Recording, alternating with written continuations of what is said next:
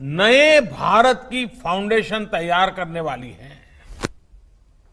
21वीं सदी के भारत को हमारे युवाओं और हमारे युवाओं को जिस तरह की एजुकेशन की जरूरत है, जैसी स्किल्स चाहिए, राष्ट्रीय शिक्षा नीति पर इन बातों पर विशेष फोकस है।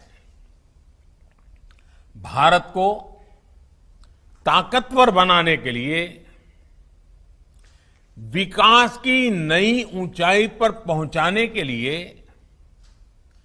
भारत के नागरिकों को और सशक्त करने के लिए उन्हें ज्यादा से ज्यादा अवसरों के उपयुक्त बनाने के लिए इस एजुकेशन पॉलिसी में खास जोर दिया गया है।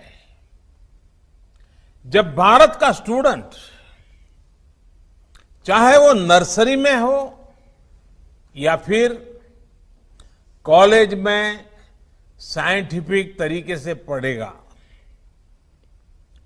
तेजी से बदलते हुए समय और तेजी से .NET पे होगा सभी मैथ, फिजिक्स, केमिस्ट्री और बायोलॉजी डॉट्स का सफाया। बस अपनी क्वेश्चन की फोटो खींचे, क्रॉप कीजिए, सबमिट कीजिए, पाए वीडियो सोल्यूशन कुछ ही सेकंड में। क्लास 6 से 12 से लेकर नीट, IIT, JEE मेंस और एडवांस लेवल तक। दोस्तों, इसका एक व्हाट्सअप नंबर 8400 400 400, वहां पे भी अपना प्रॉब्लम को सबमिट कीजिए, वहां पे भी वीडियो सोल्यूशन मिल जाएगा। तो अभी डाउनलोड कीजिए .NET ऐप को, लिंक डिस्क्रिप्शन में दिया गया है। और इमेजिनेशन की वैल्यूज को प्रमोट करने के बजाय भेड़ चाल को ही प्रोत्साहन मिलने लगा था। कभी डॉक्टर बनने के लिए होड़ लगी, कभी इंजीनियर बनाने की होड़ लगी, कभी वकील बनाने की होड़ लगी। इंटरेस्ट, एबिलिटी और डिमांड की मैपिंग किए बिना होड़ लगाने की प्रवृत्ति से एजुकेशन को बाहर निकालना जरूरी था। हमारे स्टूडेंट्स में, हमारे युवाओं में क्रिटिकल थिंकिंग और इनोवेटिव थिंकिंग विकसित कैसे हो सकती है, जब तक हमारी शिक्षा में पैशन ना हो, फिलॉसॉफी ऑफ एजुकेशन ना हो, पर्पज ऑफ एजुकेशन ना हो। साथियों, आज गुरुवर रविंद्रनाथ ठाकुर की पुण्यतिथि भी है। वो कहते थे, उच्चतम शिक्षा वो है जो हमें सिर्फ जानकारी नहीं देती, बल्कि हमारे जीवन को समस्त अस्तित्व के साथ सद्भाव में लाती है। निश्चित तौर पर राष्ट्रीय शिक्षा नीति का बृहद लक्ष्य इसी से जुड़ा है। इसके लिए टुकड़ों में सोचने के बजाय एक होलिस्टिक अप्रोच की जरूरत थी, जिसको सामने रखने में राष्ट्रीय शिक्षा नीति सफल रही है। साथियों, आज जब राष्ट्रीय शिक्षा नीति मूर्त रूप ले चुकी है, तो मैं उस समय और सवालों की भी चर्चा आपसे करना चाहता हूं, जो हमारे सामने शुरुआती दिनों में आए थे। उस समय जो दो सबसे बड़े सवाल थे, वो यही थे कि क्या हमारी शिक्षा व्यवस्था हमारे युवाओं को क्रिएटिव, क्यूरियोसिटी और कमिटमेंट ड्रिवन लाइफ के लिए मोटिवेट करती है। आप लोग इस क्षेत्र में इतने वर्षों से हैं, आपने अपना जीवन शिक्षा के लिए खपा दिया है, समर्पित किया है। आप लोग इसका जवाब बेहतर जानते हैं।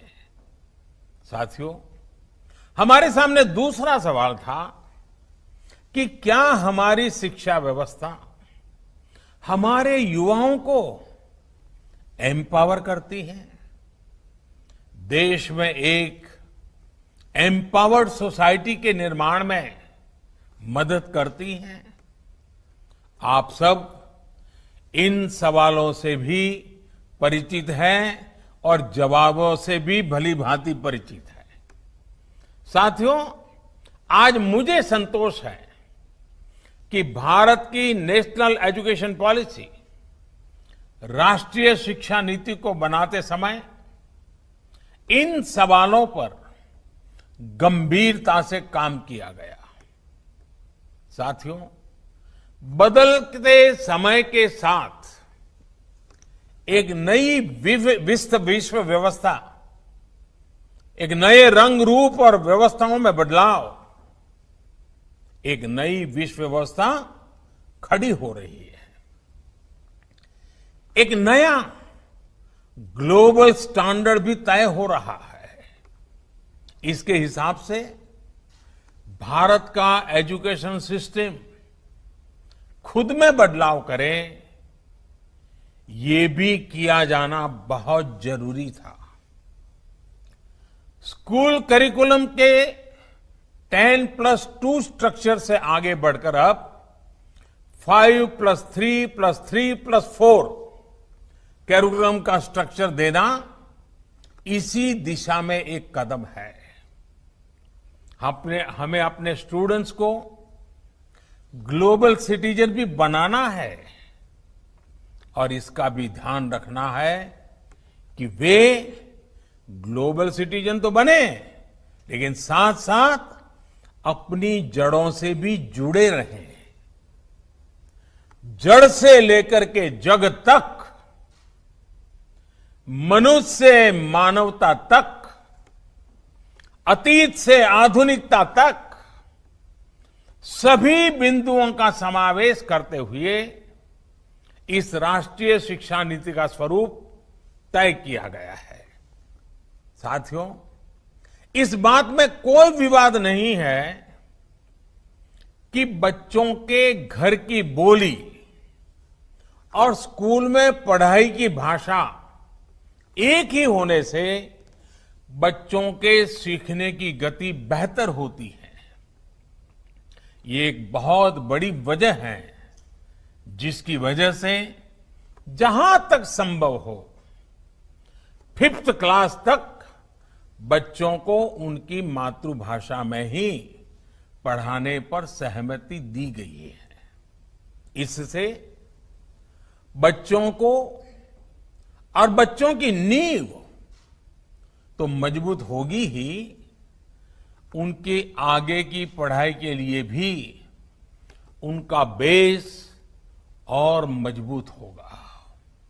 साथियों, अभी तक जो हमारी शिक्षा व्यवस्था है उसमें व्हाट टू थिंक, मैं बहुत जिम्मेवारी से बोल रहा हूं, व्हाट टू थिंक पर फोकस रहा है, जबकि इस शिक्षा नीति में हाउ टू थिंक उस पर बल दिया जा रहा है।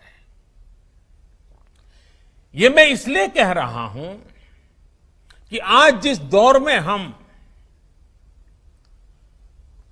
और ये दौर ऐसा है जहां इंफॉर्मेशन और कंटेंट की कोई कमी नहीं है, एक प्रकार से बाढ़ आई हुई है।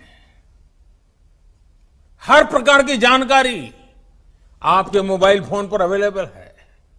जरूरी ये है कि कौन सी जानकारी हासिल करनी है, क्या पढ़ना है।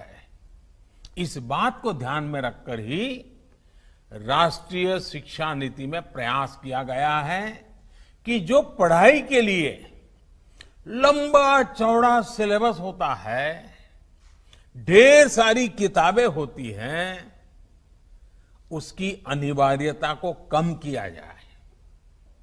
अब कोशिश ये है कि बच्चों को सीखने के लिए inquiry based, discovery based, discussion based और एनालिसिस बेस्ड तरीकों पर जोर दिया जाए। इससे बच्चों में सीखने की ललक बढ़ेगी और उनके क्लास में उनका पार्टिसिपेशन भी बढ़ेगा। साथियों, हर विद्यार्थी को, स्टूडेंट को यह अवसर मिलना ही चाहिए कि वो अपने पैशन को फॉलो करे। वो अपनी सुविधा और जरूरत के हिसाब से किसी डिग्री या कोई कोर्स को फॉलो कर सके और अगर उसका मन करे तो वो छोड़ भी सके। अक्सर ऐसा होता है कि कोई कोर्स करने के बाद स्टूडेंट जब जॉब के लिए जाता है तो उसे पता चलता है कि जो उसने पढ़ा है वो जॉब की रिक्वायरमेंट को पूरा नहीं करता। कई स्टूडेंट को अलग अलग वजहों के से बीच में ही कोर्स छोड़कर जॉब करनी पड़ती है। ऐसे सभी स्टूडेंट्स की जरूरतों का ख्याल रखते हुए मल्टीपल एंट्री एग्जिट का ऑप्शन दिया गया है। अब स्टूडेंट वापस अपने कोर्स से जुड़कर अपनी जॉब रिक्वायरमेंट के हिसाब से ज्यादा इफेक्टिव तरीके से पढ़ाई कर सकता है, लर्न कर सकता है। इसका एक और एस्पेक्ट है, जब स्टूडेंट्स को यह भी स्वतंत्रता होगी कि अगर वो कोई कोर्स बीच में छोड़कर दूसरे कोर्स में प्रवेश लेना चाहे तो वो कर सकते हैं। इसके लिए वो पहले कोर्स से एक निश्चित समय तक ब्रेक ले सकते हैं और दूसरा कोर्स ज्वाइन कर सकते हैं। हायर एजुकेशन को स्ट्रीम से मुक्त करने, मल्टीपल एंट्री और एग्जिट क्रेडिट बैंक के पीछे यही एक बहुत लंबे दूर की सोच के साथ हम आगे आए हैं। हम उस एरा की तरफ बढ़ रहे हैं जहां कोई व्यक्ति जीवन भर किसी एक प्रोफेशन में ही नहीं टिका रहेगा। बदलाव निश्चित है, मान के चलिए, और इसके लिए उसे निरंतर खुद को रीस्किल और अपस्किल करते रहना ही होगा। नेशनल एजुकेशन पॉलिसी, राष्ट्रीय शिक्षा नीति में इसका भी बारीकी से ध्यान रखा गया है।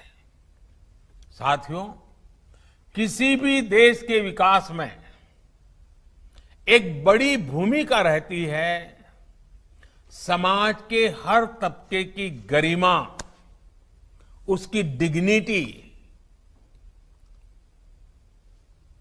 समाज का कोई व्यक्ति कोई भी काम करता हो, कोई निम्न नहीं होता है। हमें ये सोचना चाहिए कि भारत जैसे सांस्कृतिक रूप से समृद्ध रहे देश में ये बुराई कहां से आई?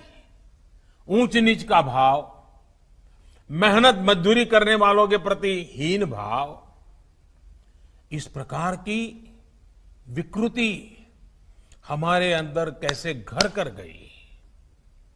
इसकी एक बड़ी वजह रही है कि हमारी एजुकेशन का समाज के इस तबके के साथ एक डिस्कनेक्ट रहा। जब गांवों में जाएंगे, किसान को, श्रमिकों को, मजदूरों को काम करते देखेंगे, तभी तो उनके बारे में जान पाएंगे, उन्हें समझ पाएंगे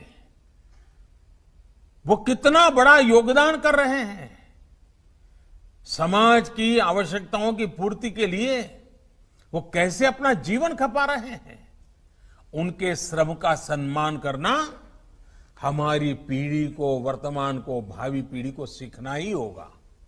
इसलिए राष्ट्रीय शिक्षा नीति में स्टूडेंट एजुकेशन और डिग्निटी ऑफ लेबर, उस पर भी बहुत ध्यान दिया गया है। साथियों, 21वीं सदी के भारत से पूरी दुनिया को बहुत अपेक्षाएं हैं। भारत का सामर्थ्य है कि वो टैलेंट और टेक्नोलॉजी का समाधान पूरी दुनिया को दे सकता है। हमारी इस जिम्मेदारी को भी हमारी एजुकेशन पॉलिसी एड्रेस करती है। राष्ट्रीय शिक्षा नीति में जो भी समाधान सुझाए गए हैं, उससे फ्यूचरिस्टिक टेक्नोलॉजी के प्रति एक माइंडसेट विकसित करने की भावना भी है। अब टेक्नोलॉजी ने हमें बहुत तेजी से, बहुत अच्छी तरह से, बहुत कम खर्च में समाज के आखिरी छोर पर खड़े स्टूडेंट तक पहुंचने का माध्यम दिया है। हमें इसका ज्यादा से ज्यादा उपयोग करना है। इस एजुकेशन पॉलिसी के माध्यम से टेक्नोलॉजी आधारित बेहतर कंटेंट और कोर्स के डेवलपमेंट में बहुत मदद मिलेगी। बेसिक कंप्यूटिंग पर बल हो, कोडिंग पर फोकस हो, या फिर रिसर्च पर ज्यादा जोर, ये सिर्फ एजुकेशन सिस्टम ही नहीं बल्कि पूरे समाज की अप्रोच को बदलने का माध्यम बन सकता है।